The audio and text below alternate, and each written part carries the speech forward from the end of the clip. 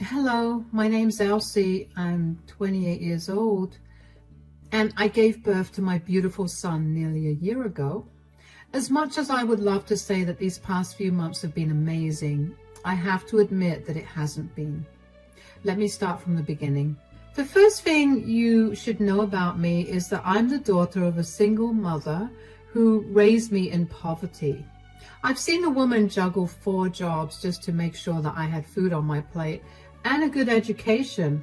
There's nobody in this world that I respect and I admire more than her. Seeing her work so hard inspired me to do the same, and I managed to get into a great college with a full scholarship. I picked up a few odd jobs to manage my expenses as well, and I was living well. During my last year of college, I met my now ex-husband, Peter. Peter and I met at the coffee shop that I worked at. He was a regular and happened to turn up one day at closing time when I was the only one there. We got to talking and we decided to go on a date. One date turned into many more, and then we were in an official relationship. One thing about Peter, he came from a very privileged background and he let that show in every way possible. He never wore cheap clothes and almost always had the best version of every electronic gadget. He even had his own house by the age of 22. Anyway, I didn't care for his money. I knew firsthand how money never made me as happy as I was when it was only my mother and me. Peter and I got married after dating for 3 years. It was honestly one of the best days of my life. About 2 years after we got married, we were both ready to start trying for a baby. I got pregnant pretty quickly, and before I knew it, 9 months had passed and I was nearing my due date. Now, I wanted my mother to be by my side while I was giving birth because I wanted her to be there with me at all major milestones of my life. Unfortunately, my mom had to work, so she couldn't attend. My mom continued to work hard and refused to let me help out with money at all. The only way she'd accept help is if I bought her groceries or other important things that she probably wouldn't have been able to afford, so I did that instead. Anyway, I ended up giving birth to the most beautiful, perfect baby boy. I was discharged from the hospital the next day, and my mom came over that very day to meet me and the baby. Since it was the weekend, she asked me if she could stay with me and help me recover and get used to having a newborn at home. Of course, I agreed. I made that decision without Peter, so as soon as he got home from work, I informed him of my mom staying with us. "Sweetie, so I need to tell you something." "Yes, what is it?" "So, my mom is in the other room. She came to visit me after giving birth to check in on me and to meet our child." "Okay." "Yeah, and she asked me if she could stay for the weekend, and I said yes." "Elsie, you know I don't like that." "Why?" "I mean, doesn't your mom have to work?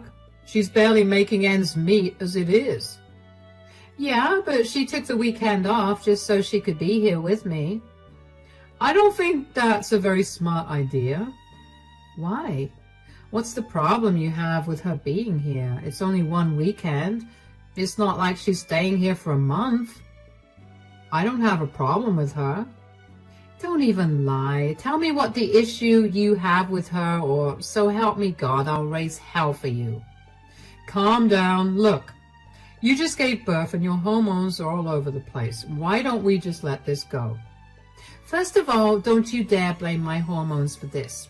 I am genuinely curious to know why you think it's a bad idea for my mother to be in our house and to be with me after I gave birth.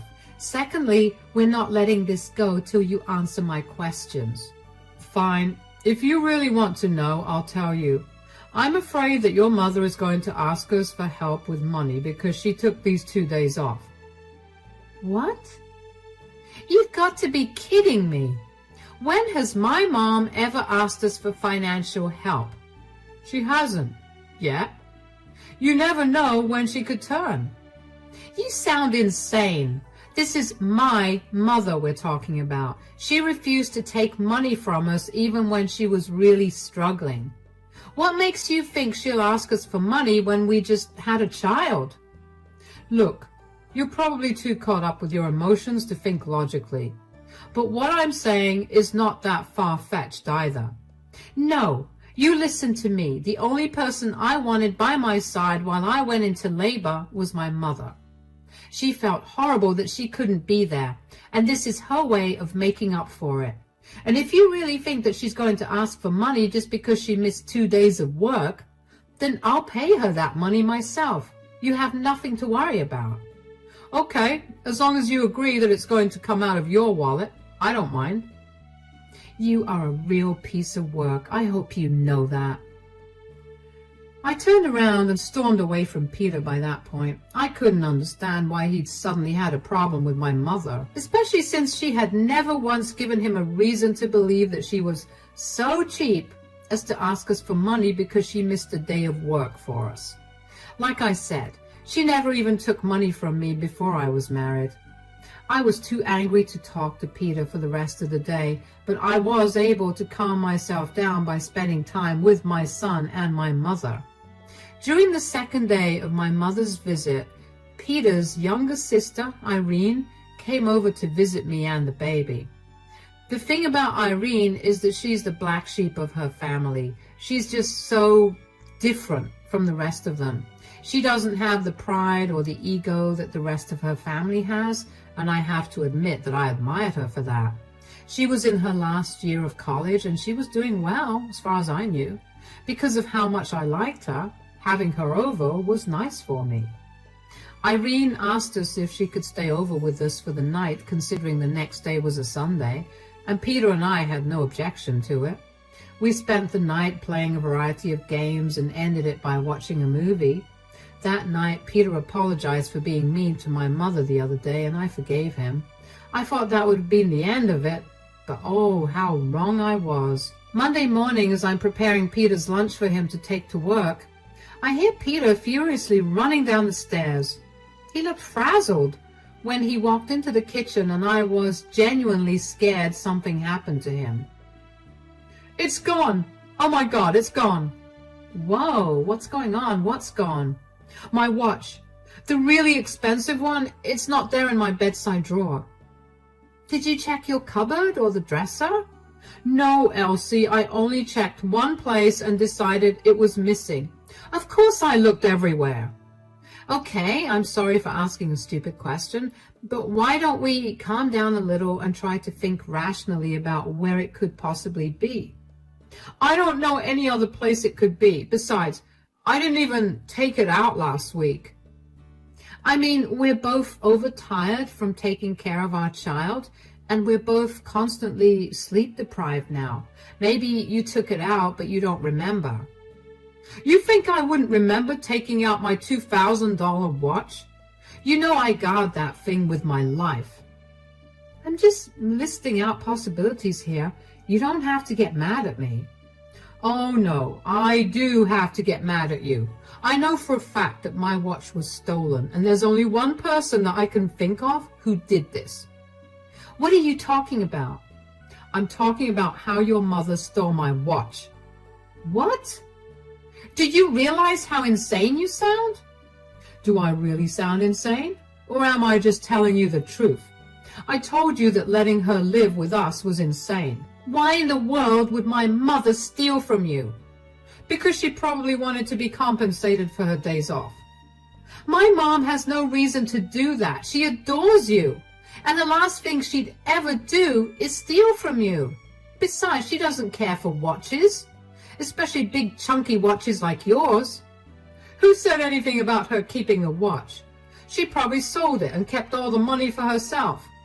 I mean, what more would you expect from a desperate scum like her? Excuse me? That is my mother you're talking about. You do not call her names. You have no proof of her stealing anything, so keep your thoughts to yourself. How can I? You were the one who allowed her to stay here, knowing full well that our house was full of things that she could easily pawn off to help her live a better life. I will not take you slandering my mother this way. Then ask her to pay up for the watch or return it to me. If she can't, Then you said that you would help her out, so I expect you to pay me back. Are you being serious right now? Believe me, Elsie, I've never been this serious in my life. Peter scowled at me and then left the house in a huff. I was in shock. I never expected Peter to accuse my mother of stealing his stupid watch. My mother was the most honest and hard-working person I knew. She couldn't even hurt a fly, let alone steal an expensive watch. I remember one time she lied to me about what happened to one of my artworks that I brought home from school, and she got so consumed by her guilt for lying to me that the next day she broke down crying and told me she accidentally threw it in the trash because it was a part of the trash pile. My mother would never have been able to keep a secret that big for longer than an hour. I knew her that much. I had nothing to worry about there. But what I did have to worry about was my relationship with Peter. I didn't know if it was a postpartum thing, but I was seriously beginning to question our relationship. After Peter accused my mother of wanting to take money from us, I began wondering if our relationship was right for me. But now, calling her a desperate scum? I wanted to divorce him. I didn't immediately take any action, though. After all, I still didn't know if my emotions were all too heightened because I just gave birth. I was also grappling with the worry of how I would pay Peter back if he asked me to do it. He knew very well that it was not an amount I could easily afford. I would have talked to my mother, but I didn't want her to find out about what was happening. She would blame herself for coming in between us, and I didn't want that. Unfortunately, though, my mom did end up finding out about the stolen watch, and she was accused of having stolen it. I knew she found out because she called me about 3 days after Peter told me that his watch went missing to tell me that she knew. Hi, sweetie, are you free to talk? Oh, hi, Mom. Of course I'm free to talk, and yes, before you ask, I'm doing good, and so is your grandson, and yes, I'm feeding him well. Hold on, are you crying? I'm so sorry. No, why are you saying sorry? Why are you crying? Are you okay? Are you injured or something? No, it's nothing like that. Was it a bad thing for me to stay over at your place this last weekend? Of course not. Why would you ask me that? My house is as much your house as it is mine. I just wanted to know, that's it. Why did you want to know? Oh, no. Did Peter say anything to you? No, forget I said anything, please. Absolutely not. Tell me right now, did Peter say anything at all to you after you left from here? Don't be mad. But he called me up 2 days ago and he began yelling at me. He called me all sorts of names, including a thief. I had no idea what he was talking about, and then he told me that his $2,000 watch was missing. He told me that the only person who could steal it was me, and Sweetie, you have to believe me. I didn't steal anything. Mom, I know you didn't steal anything. I told him as much. I don't know why he had to call you to accuse you, but I'm going to teach him a lesson. Oh, you don't have to do that. Just as long as you believe me, I'm okay. I didn't tell you immediately because he threatened to take legal action against me if I told you. It was eating me up on the inside to not tell you, and now that I did and you believe me, I feel better, although I don't have any money to pay him back. What are you talking about? You didn't steal it, so you don't have to pay for anything. Yeah, you and I know that, but Peter does not. He sounded very angry when he told me that I had a week to pay for his lost watch. You don't have to worry about that at all, okay, Mom? Let me take care of this. I'm going to find this watch for him, and then when he least expects it, I'm going to hand him divorce papers. Divorce? I didn't want things to get this bad, sweetie. You can't divorce the man. You love him. He's the father of your child. I loved him, yes, but this is not the man I fell in love with. This is a man that cares more about himself than anyone else, and I've been blind to it for so long. I draw the line at him hurting the one person in the world I look up to the most. Okay, sweetie, I'll be here to help you out with whatever you need. Thank you so much for sticking up for me and for believing me." "Of course, Mom. Now, you try to forget all about this and let me take care of things." Anger, pure, unfiltered anger is what I felt after that call. I couldn't believe the lengths that Peter would go to just to belittle my mother. Calling her names and demanding she pay for the watch was not something I could tolerate. So I decided to do some digging.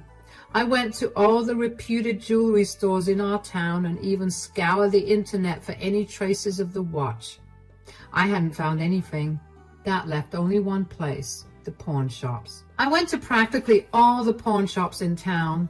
Don't ask me how I managed to do that and take care of a newborn. Let's just say that when your mother's instincts kick in, you suddenly become a superhuman who's able to complete any task, whether child-related or not. Anyway, none of the major pawn shops in my town had the watch, and just as I was about to give up, I remembered that there was a tiny pawn shop just 3 blocks away from my house. I crossed my fingers and hoped that the watch would be there, and wouldn't you know it, it was. The pawn shop owner let me have a look at the watch, and after a little prodding and begging, he finally told me who sold it to him.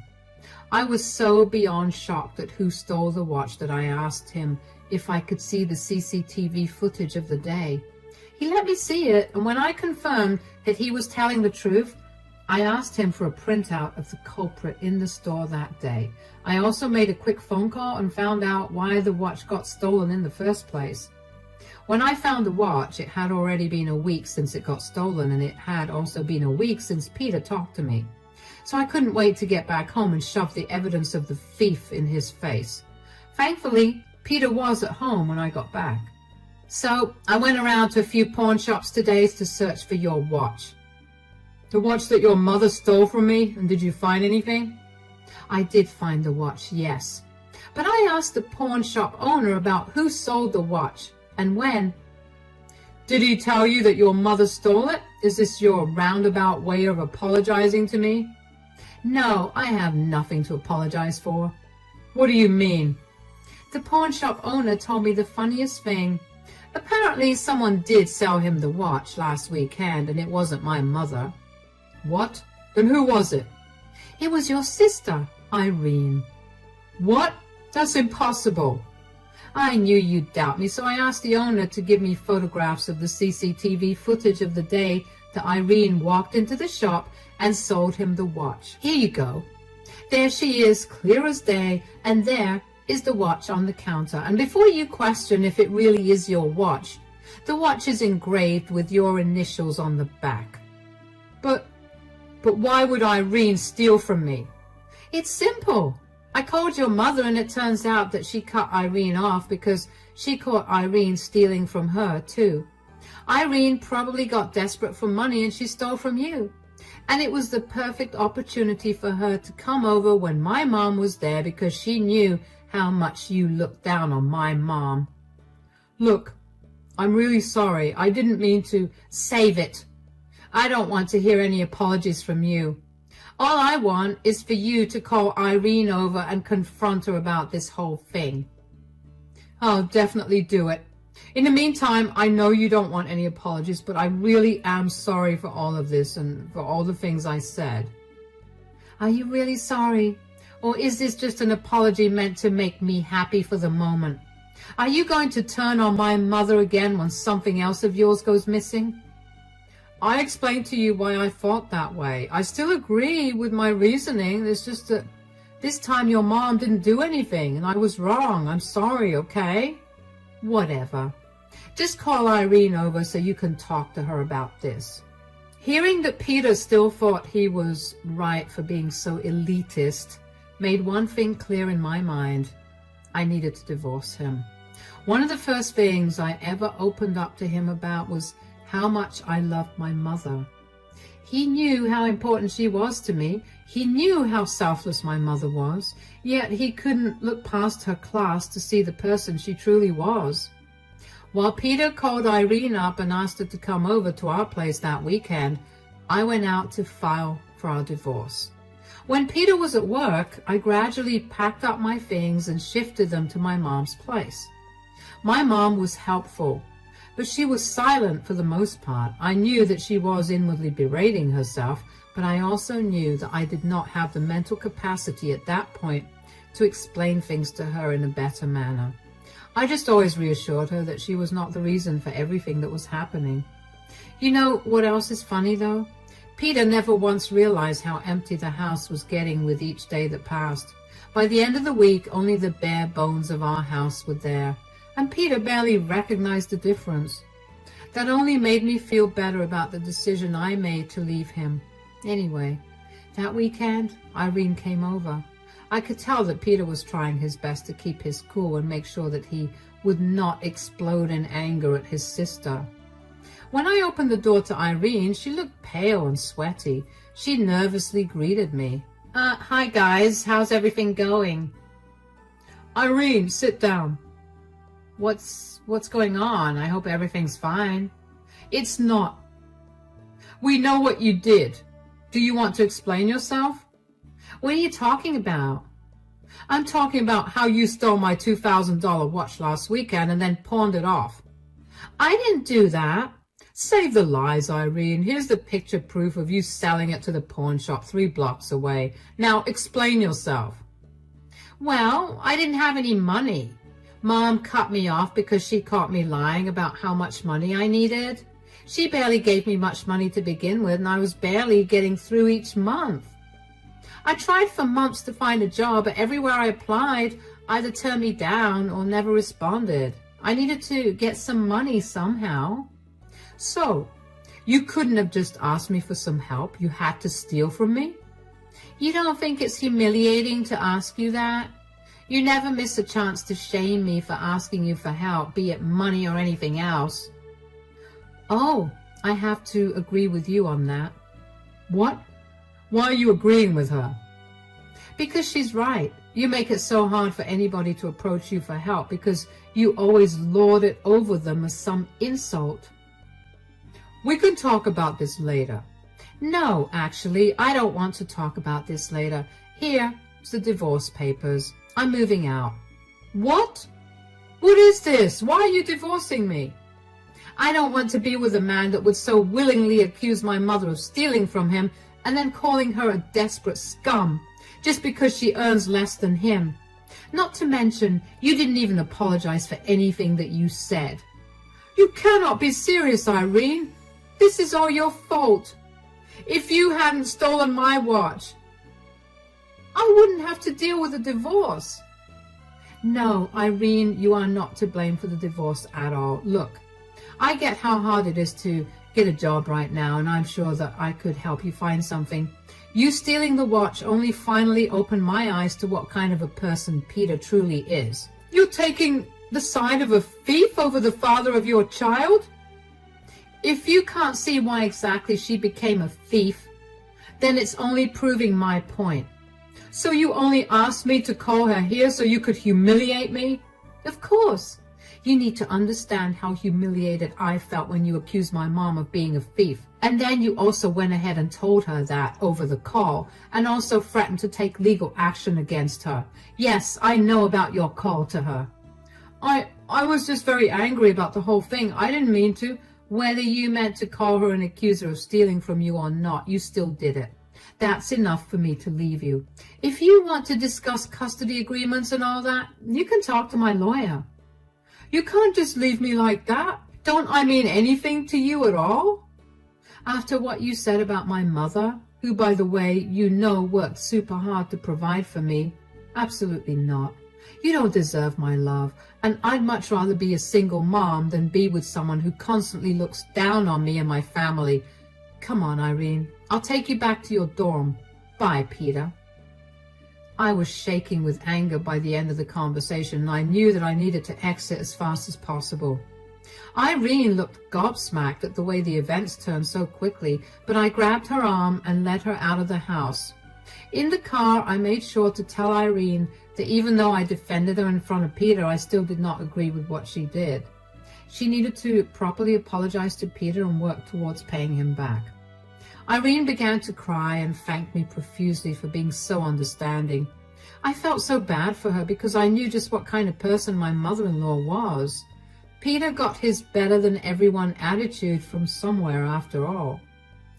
After I dropped Irene off at her dorm, I made my way to my mom's place. My mom greeted me with the biggest hug and cried into my shoulder. She felt horrible because she thought she was the reason that Peter and I were getting a divorce. But after a long conversation, I helped her realize why that was not the case. Peter did not stop trying to get in contact with me, but I made it explicitly clear that I wanted nothing to do with him and that if he wanted to talk to me, he could go through my lawyer. Thankfully, Peter realized eventually that I was not going to back down on my decision, so he signed the papers and we got divorced pretty quickly. We had also signed prenups, and that made the entire process so much easier. As for custody of our child, my state favors the mother, so I managed to get full custody. But Peter got visitation every weekend, and for the sake of our child, I decided to be as civil as possible with Peter. That will obviously stop the second that Peter starts bad-mouthing me or anybody that he considers beneath him to our son. Anyway, it's been a good few months since Peter and I got a divorce, and Peter still texts me from time to time to tell me that he regrets what he said every day. He tells me that he still loves me, but I can't help but think that it isn't true, especially since he had been so ready to put me and my mother through financial ruin over a watch. Because I never replied to him, he suddenly switched from professing his love for me to telling me I was a poor, disgusting scum who only used him. I could tell that he was saying that to get a rise out of me, but I also couldn't help but wonder if he thought that way of me throughout our relationship. I got a lot of calls from Peter's family calling me a pathetic person for leaving Peter and for helping Irene get a job. I blocked them all, moved on with my life. My divorce from Peter ended up bringing me some really good luck, because the very same day our divorce got finalized, I got a huge promotion at work. So I can now live a lot more comfortably, and I can save up a lot more for my son. Right now, I still live with my mother because my income is also helping her, and she means the world to me. I've learned my lesson. I'm never going to let anyone belittle me or my family ever again. Thank you for listening to my story.